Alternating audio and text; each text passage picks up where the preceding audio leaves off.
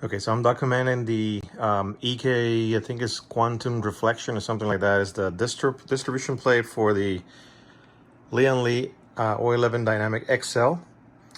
A few notes about installation. Here's how it looks. All you have to do is, that small plate on the bottom used to be on the top. You just move it to the bottom. You have enough space to route the cables through.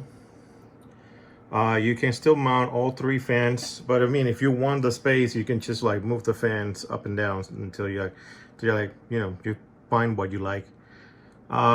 Everything is straight runs. The CPU block, you can even keep it that orientation, which is what comes with the box, or you can rotate it. Just make sure that you put the jet plate in the right position.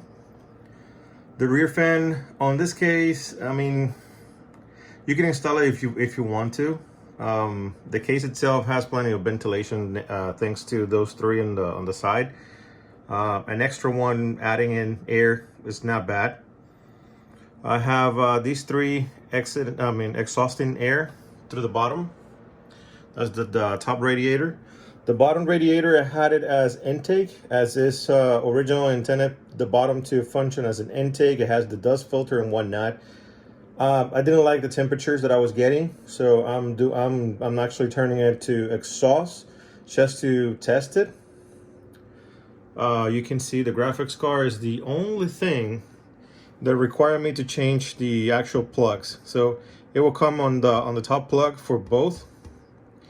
I had to change it, and I had to also, if you can see, I had to bend them manually. You can either opt to do this, which I like it looks clean, or you can opt for a straight line and do the double 45 angles, or just do like a offset fitting, and it will work as well.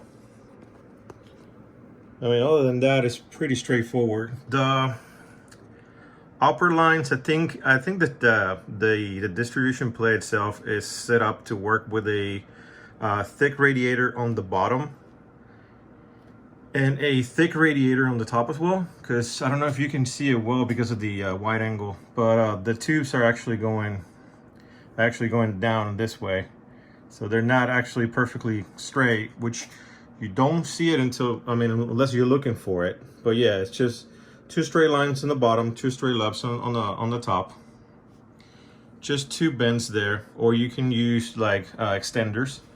The radiator has 100 mil extender plus a 90 degree, and then just the quantum fittings. Bottom side as well, so 100 mil extender with the 90 degree. Same for the GPU, 90 degree.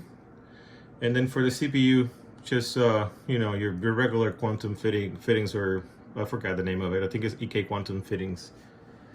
Other than that, I have a 5900K, not an Intel, 5900X. I'm getting on idle around 37 to 39 degrees, sometimes 41. It really depends on the actual coolant temperature.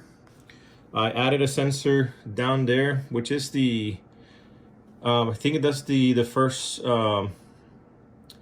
It actually calculates or senses the water outlet, because I think that's when the water first exits the pump. So it could be a little bit colder than just putting it up top. You can actually put it right there. But I did it for just for the cable not to show. If you can see it, I don't know if you can see it well. So I've just routed all the cables down there. You see there's enough space. That thing is actually in this locked position. And yeah, that's it. Other than that, I get really great temperatures. The noise is minimum. Right now I have the fans working at probably half the speed, because I'm actually having the PC to work. And the CPU under load right now, it's doing 50. It oscillates from 45 to 51. I just saw it. The graphics card idling is doing 35. I don't know why the memories are working 100%. I think it's because of the second monitor, how I have it set up. But yeah, I mean, other than that, this thing is working flawlessly. Just make sure you take your time fitting these things. So cut the tube to length, keep the radiator loose so you can move it back and forth. Because once you're fitted, if you are like too large, I mean too long, that's what she said. If it's too long or whatnot, you may want to move the radiator that way in order to release the tubes from the fitting. Don't be afraid if you need to push. Those tubes has to go in, like really, they really have to be in. Other than that, you can try it with the EK leak tester or the Barrow one, which is really good, is what I had. And just make sure that you wait for an hour. If you do a leak test with air, make sure that once you put coolant in, move the coolant up and down, because that pump is gonna be pressure locked because of the air.